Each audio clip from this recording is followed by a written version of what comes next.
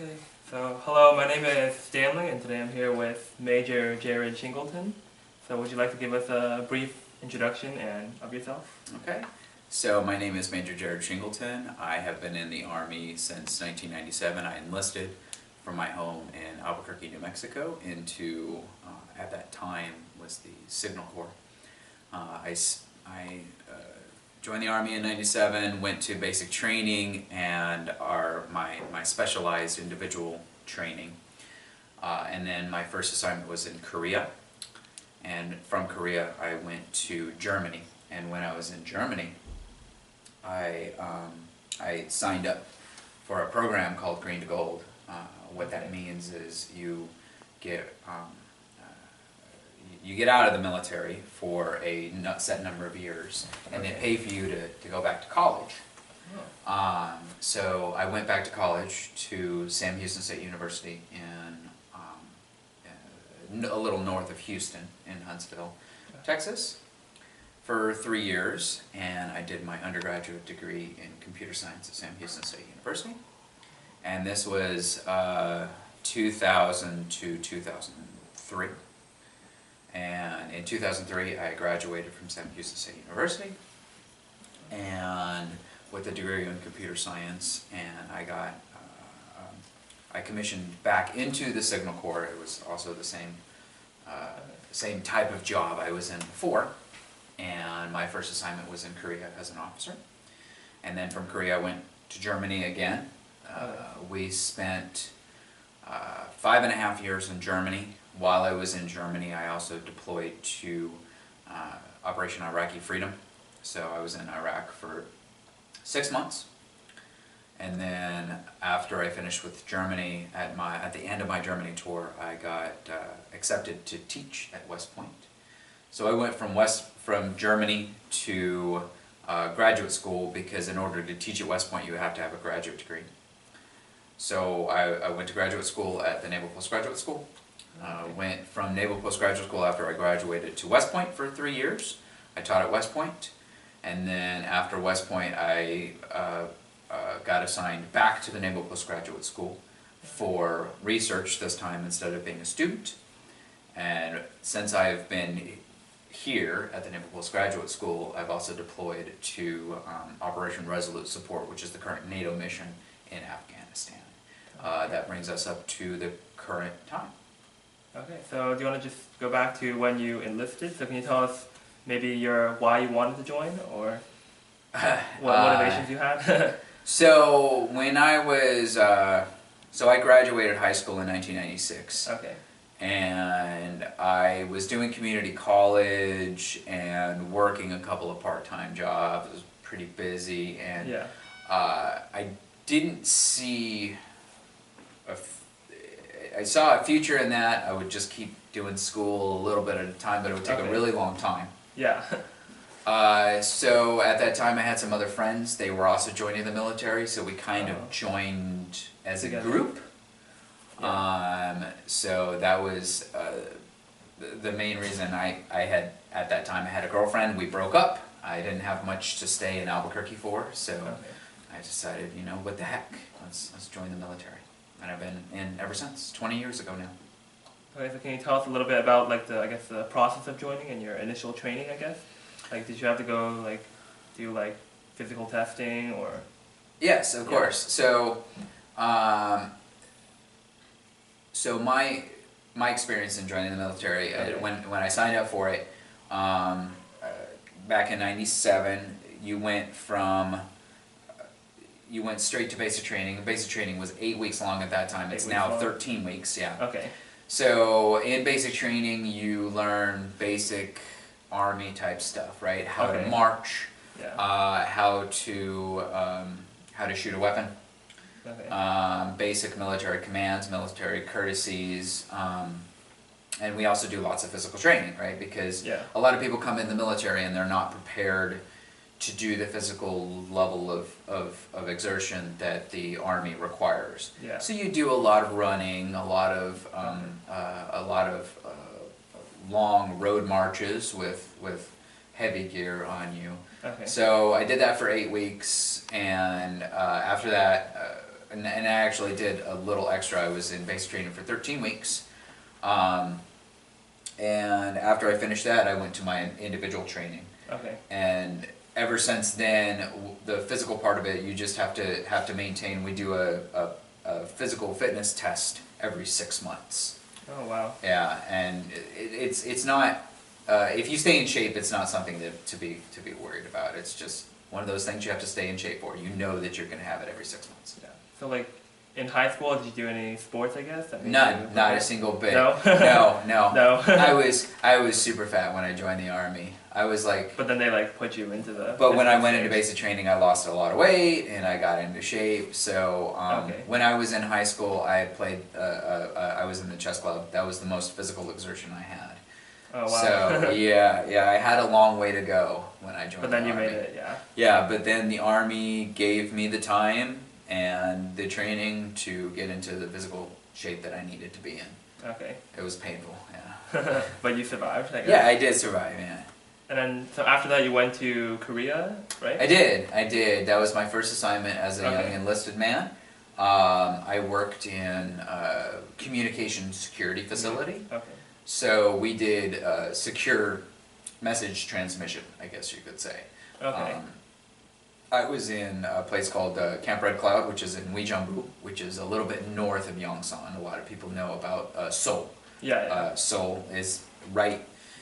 Seoul is pretty close to the 38th parallel, right? Yeah. But it's south, about 20 miles or something like that. I was in between the demilitarized zone and Seoul. Okay. So it was a good assignment. It was a good first assignment for a young private at that time. Okay. And then you went to Germany from there? Or? And then from there I went to Germany. I served in a organization that is pretty similar to the one that the mission is pretty similar to the one that I served in Korea. Yeah. So we were doing communication security equipment. Okay. And repair and we were kind of like the post office for communication security. And I did that for a year and a half. I was supposed to be there for 3 years, but I cut my tour short so I could go back to my undergraduate degree. Okay, so do you want to tell us about, I guess, the life experiences, like living conditions in these places? Was it like pleasant or? So the living conditions in Korea were not bad. Okay. We lived in barracks, and so I had a room with a roommate. Yeah. And we shared a bathroom, and next to us there were 2 other people. So we shared a bathroom, but we had a room. But we had it to ourselves, and it wasn't too bad. It wasn't like big open bays with 50 men. Yeah. There's just 2 of us. That's pretty nice. So it was not too bad. Yeah. My living conditions in Germany were actually better as a young enlisted soldier. I had my own room, which is actually a novelty. Yeah, I know, my own room, and it was pretty big. We had a community bathroom, so that was kind of a drag. But other than that, had my own room, had my own freedom. I mean, it was just like working a normal 9-to-5 job, right? Yeah. We got up in the morning and did physical training, just like most Army units. Most Army units, that is one of the things that they do. You get up at 6:30 in the morning. Oh, wow. You go do whatever the morning physical fitness training is, run 5 miles or do weights or something like that to keep you in shape. Yeah. And then you go to work, go to breakfast, go to work, and you get off at 4:30, 4:30, something like that. So it's pretty normal. Mm-hmm. So what did you do in your free time, I guess, for fun, recreation or anything? When much akin to what I've done everywhere, I played video games in Germany. I went out. I mean, I did young guys stuff. We went to the club. Yeah. We tried to meet ladies. Just the normal stuff that a young 21, 22-year-old kid wants to do. I did college in my spare time when I was a young enlisted soldier because I wanted to get my degree. I wanted to do something other than be an enlisted soldier for the rest of my life. So between doing college at night, having fun with friends, going out, doing stuff like that, that was the mostly what my free time was spent doing. Okay. And then after Germany, you said you went back to college, or? I did. I went to Texas? yeah, I went to Texas, to Sam Houston State University. Yeah. And I was in the computer science program. Oh, yes. And I did that for 3 years, and I lived in Huntsville on the economy, of course. Okay. But I was also in the ROTC program. That was one of the requirements of my degree program, was to be in the ROTC program in preparation for getting a commission again. Sam Houston State University is also where I met my lovely wife, and we started kind of dating towards really the end of my time at Sam Houston State University, and we got married after I graduated. Okay. Mm-hmm. So did you have a lot of, I guess, freedom in this process, choosing to go back to college and going to Korea and Germany, or? I had a lot of freedom, but I also had to try to do it. So okay.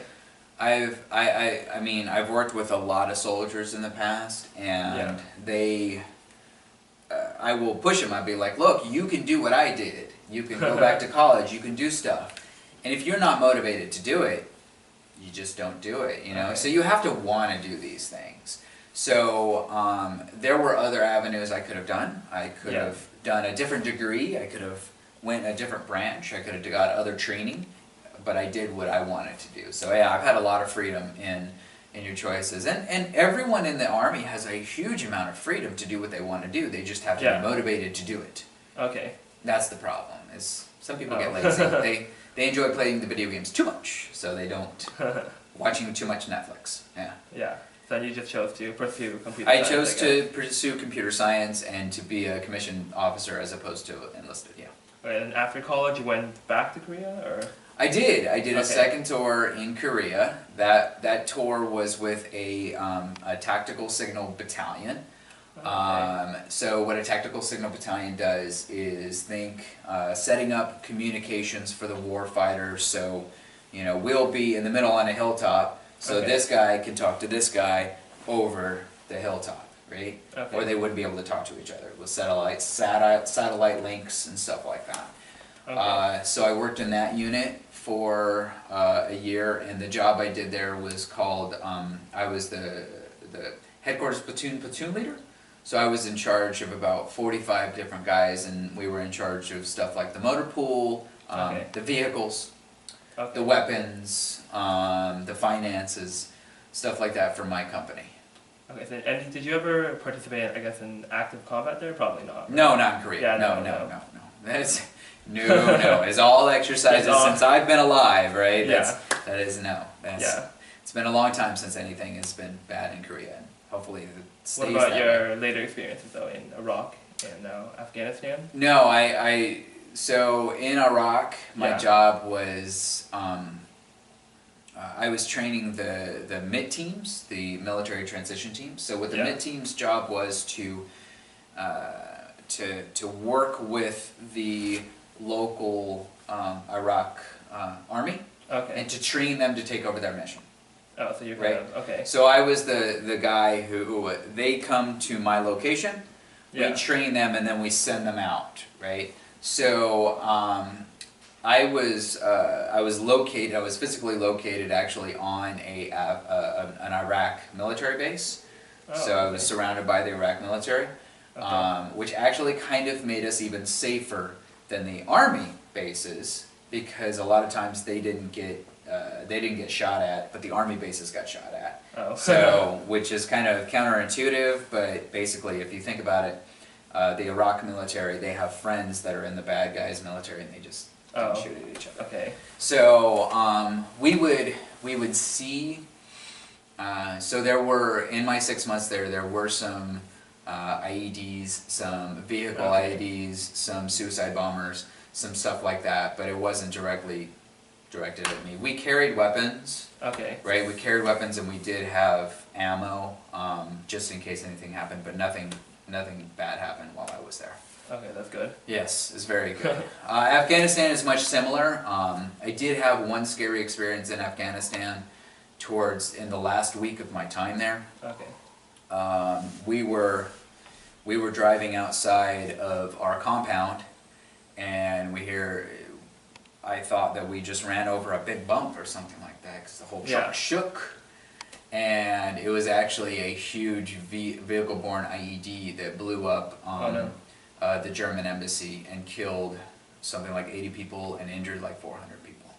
And that was about 200 meters away from me, 200, 300 meters. Oh. Yeah, you were in it was the huge. vehicle? I was in a truck. Yeah, Okay. I was in a different truck. We were away from it, but we could see the smoke plume, and yeah, Okay. it was crazy. But that's the closest I've come to actually being. We would get indirect fire on my installation. Okay. But they were really bad shots. Really, really bad shots. So we weren't too worried about it. So do you know anybody that got, I guess, wounded or anything in these conflicts, or? Yeah, I've had friends Okay. who have been Purple Heart recipients who have been wounded in combat. Nothing super extreme, but I do have friends who have been wounded. I don't personally know anyone who's been killed in combat, but I know people who've been wounded in combat. And pretty much everybody I know in the military, especially at my age and my level, has served in either Afghanistan or Iraq or Syria or something like that. Okay. All of us have went somewhere. So then what are you doing right now, I guess, your current? So right now what I'm doing is I do research at the Naval Postgraduate School. Yes. So I do research on data science type topics, big data analysis. Okay. I work, one of my projects is with the Army Cyber. There's a contingent of data analysts that work with Army Cyber. I've also worked on big projects for Army acquisitions, like should we buy a flying tank? And the answer is yes, we should buy a flying tank because that would be really cool, but very expensive. So I've worked on anything data-driven. We've worked on projects like that. Okay.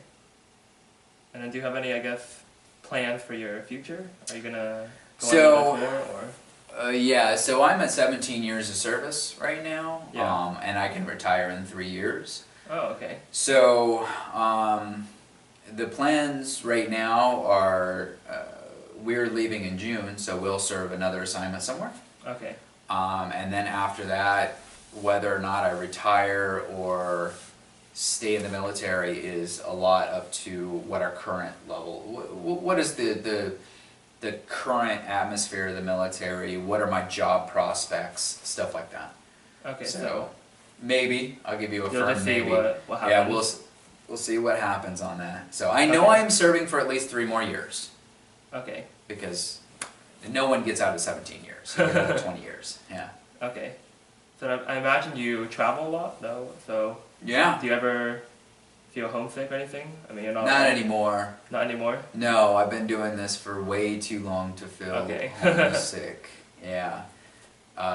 You get used to it, you know. I mean, when I joined the military, I felt very homesick. I was like, oh, this is terrible. But, I mean, when you move so many times, your home is wherever you end up. It isn't necessarily a single location. I don't have, you know, if I moved back to Albuquerque, I wouldn't feel that was home. I'd be like, well, we'll move again in 3 years. You know, no, not so much. And so your wife goes with you, or? Yeah. She's been with me through, I don't know, 5 or 6 moves by this time. Okay.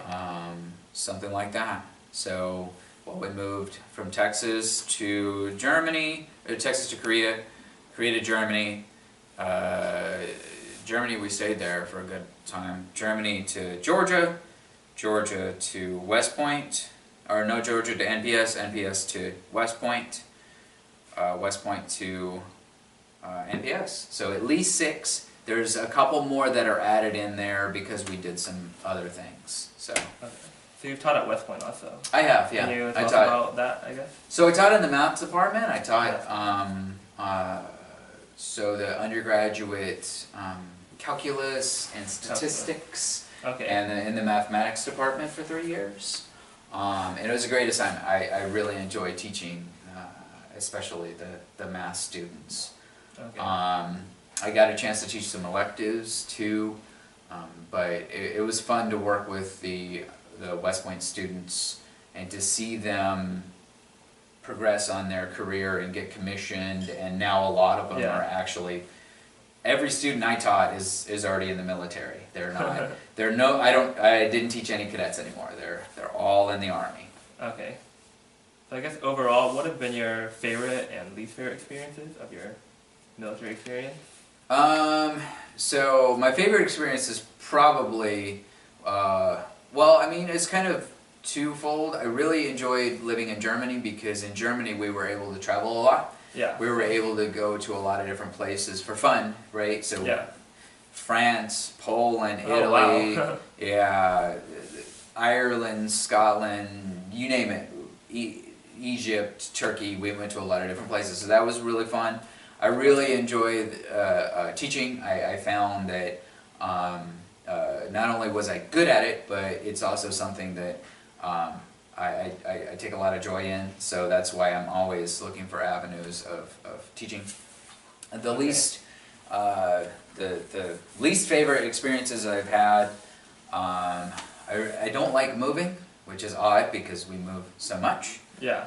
But I never, it's just terrible. You pack up all your stuff and you move to a place and you unpack it all, and it's a big pain in the butt. That's the main thing I don't like. There are other aspects of the military that aren't great, but you just kind of, they're not terrible. Okay. And I think we're pretty good at taking care of our soldiers. Okay. That's good. Overall. Okay, let's see if we have anything else. I guess, do you have any opinions on current political events and their relation to the military right now, or? No, besides, it's not us, but politically I wouldn't want to serve in Korea right now, until that whole, I'm sure the whole thing situation settles down. has changed a lot since you served since there. I was there, exactly. So until that political situation gets settled down, I'm unless the Army needs me there, I'll go there. But that's the only thing. The only thing that my opinion is on any of the political situation. I don't have, nothing really has affected me directly with the new administration. Okay. It's That's good. my job hasn't really changed one way or another. Okay. And my job aspects haven't changed. The assignments that I'm going to haven't changed just because we've changed presidents or the political has changed. It has affected some of the younger people that I taught because our retirement plan changed. It was a cost saving and different method, but I'm grandfathered in, so nothing has really changed with any of the politics or administration. Could it very quickly? Sure, absolutely. If we decided to declare war on whoever, or if something happened, I'm sure things that would change. But right now, no, nothing has really affected me. Okay, so your job is still continuing. My job is just fine. That's right. It's not going anywhere. And the military provides you healthcare, right? And everything? Healthcare. You have. So they provide healthcare for me and my family. You can purchase different healthcare if it's not working out for you. So there's options. And they provide a housing stipend. So that's something you get, and of course my base salary and small money every month for food even. They give us money for food. They also again, if I retire at 20 years, which is probably gonna at least 20 years, 20 or more, you get 50% of whatever base pay you were getting for the rest of your life. Okay. So that's nice. So right now you're a major, right? That's correct. And how did you, I guess, move up in the ranks, I guess? Is there like a system? So You start out like a... Yeah, so for the first 3 ranks, from lieutenant to captain, it's kind of automatic. Automatic? Yeah, you're pretty much going to make captain unless you do something really, really, really bad. Okay. From captain and above, there's actually a centralized board where a bunch of people look at all of our records and they say yes, yes, yes, no, Okay. and make that determining factor. So from captain to major, I went through a board, and when in a couple years from now, when I go from major to lieutenant colonel, I will also go to another board again, and they'll look over my records. They will say, "Yep, he can be promoted." Okay. And then I will be put on a list and eventually promoted. Okay. And that's the same thing for colonel. General's a little different, but Okay. Yeah, from captain up, it's a centralized board. Okay. So they look at your, I guess, experiences? Experiences, all your evaluations, your assignments, your awards, they look at all that stuff, Okay. And you mentioned you have a physical test every 6 months, right? We do. Can you tell us a little bit about that, I guess? I'm curious. So what that ends up being, and I just took it yesterday, as a matter of fact. So it's at the Naval Postgraduate School? Or? That's right. Okay. We do it as a unit. Okay.